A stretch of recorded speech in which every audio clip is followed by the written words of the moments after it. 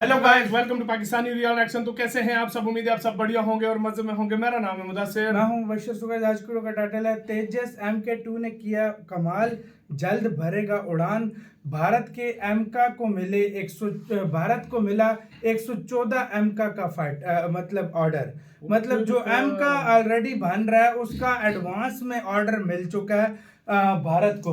और तेजस का जो MK2 है वो भी उड़ान भरने लगा है। भारत बहुत ही अलग फॉर्म में जा रहा है। अभी खाना नहीं, ऑर्डर मिल चुका है एडवांस में ऑर्डर। भाई चीज ऐसी बना रहा है भारत। तो पहले देखते हैं, बाकी बातें करेंगे बाद में। एसवी नॉलेज का वीडियो है, काउंट करते हैं। Read one and start. नमस्कार दोस्तों, ASV नॉलेज की इस नई वीडियो में आप सभी का स्वागत है। तो दोस्तों आज हम आपके लिए भारतीय डिफेंस से जुड़ी दो बेहद ही इंटरेस्टिंग अपडेट्स लेकर आए हैं, जिसमें से हमारी पहली अपडेट है तेजस मार्क 2 को लेकर। भारत का मीडियम वेट कैटेगरी का ये फाइटर जेट, जो कि राफेल से भी ज्यादा एडवांस होगा, उसकी डिलीवरी डेट HAL की तरफ से जारी कर दी गई है। जी हाँ, तेजस मार्क 2 भारतीय वायुसेना में कब तक शामिल होगा और उसका पूरा रोड मैप किस तरह का होगा, उसको लेकर खुद हिंदुस्तान एरोनॉटिक लिमिटेड के डायरेक्टर ने जानकारी दी है, जो कि बेहद ही इंटरेस्टिंग है। इसके अलावा हमारी जो दूसरी अपडेट है वो MK की तरफ से आ रही है। भारत के MK प्रोग्राम को देखते हुए कई डिफेंस एक्सपर्ट्स ने सलाह देते हुए ये कहा है कि भारत सरकार को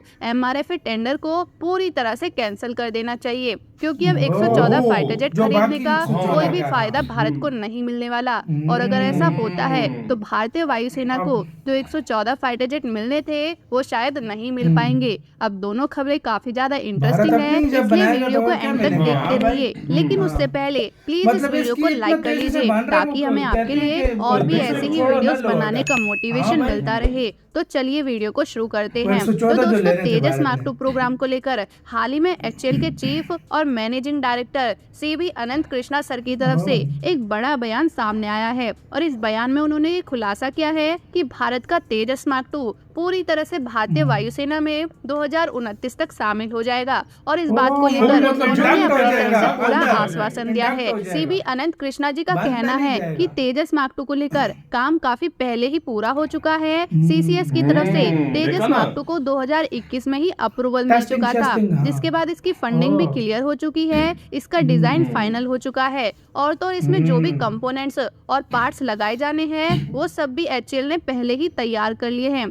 प्लान के अकॉर्डिंग तेजस मार्क 2 में टोटल 70% इंडिजनेशन किया जा रहा है, जबकि तेजस मार्क 1 में केवल 63% ही था। इसके अलावा अब तेजस मार्क 2 का प्रोटोटाइप तैयार किया जा रहा है, जो कि साल 2025 के एंड तक रोल आउट कर दिया जाएगा, और साल 2026 से इसके मेडन फ्लाइट टेस्ट भी शुरू कर दिए जाएंगे। और पूरे 2 से 3 सालों तक टेस्ट करने के बाद भारत का ये फाइटर जेट सीरियस प्रोडक्शन में एंटर कर जाएगा और 2029 से सेना में शामिल होना शुरू हो जाएगा। तेजस मार्क 2 के भारतीय वायुसेना में शामिल होने से हमें 2 फायदे होंगे। सबसे पहला ये कि हमारी वायुसेना की ग्लोबल फायर पावर इंक्रीज होगी, और दूसरा ये कि हमारी वायुसेना में पुराने हो चुके मिराज और मिग जैसे फाइटर जेट को रिप्लेस करने में बड़ी मदद मिलेगी। हालांकि आपकी जानकारी के लिए बता दें कि तेजस मार्क 2 तेजस का अपग्रेडेड वर्जन होगा, जो कि न सिर्फ साइज और वेट में बल्कि टेक्नोलॉजी के मामले में भी तेजस मार्क 1 और तेजस मार्क 1A से कहीं ज्यादा सुपीरियर होगा।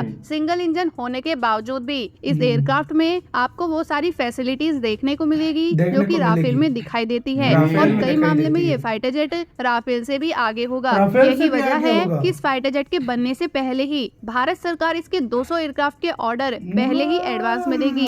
ये एयरक्राफ्ट भारत न सिर्फ डोमेस्टिक यूज के लिए बल्कि एक्सपोर्ट के पर्सपेक्टिव से भी भारत को काफी फायदा देगा। और इवन यहाँ तक कि कई देश तो तेजस मार्क 2 को लेने के लिए इतने ज्यादा एक्साइटेड है कि उन्होंने पहले से ही तेजस मार्क 2 में अपना इंटरेस्ट शो करना शुरू भी कर दिया है। चलिए दोस्तों, बढ़ते हैं अपनी दूसरी अपडेट की तरफ, जो कि MK की तरफ से आ रही है। दरअसल दोस्तों, भारत के कई डिफेंस एक्सपर्ट्स ने भारत सरकार को ये सलाह दी है कि भारत सरकार जो पैसा MRF टेंडर के तहत 114 फाइटर जेट खरीदने के लिए लगाएगी, वो पैसा अगर भारत सरकार MK प्रोजेक्ट में डालती है तो इससे भारत को काफी फायदा मिल सकता है, क्योंकि जो 5th जनरेशन के फाइटर जेट होते हैं वो काफी ज्यादा एडवांस और पावरफुल होते हैं। और 5th जनरेशन के फाइटर जेट के जो फीचर्स होते हैं, जैसे कि उनकी स्टेल्थीनेस, उनके एडवांस एवियोनिक्स और सुपीरियर सेंसर फ्यूज कंक्लूजन ये इतने ज्यादा बेहतरीन होते हैं कि रियल वॉरफेयर या यूं कहे कि मॉडर्न वॉरफेयर में इनकी फायर पावर और manoeuvrability 4.5th generation fighter jet के मुकाबले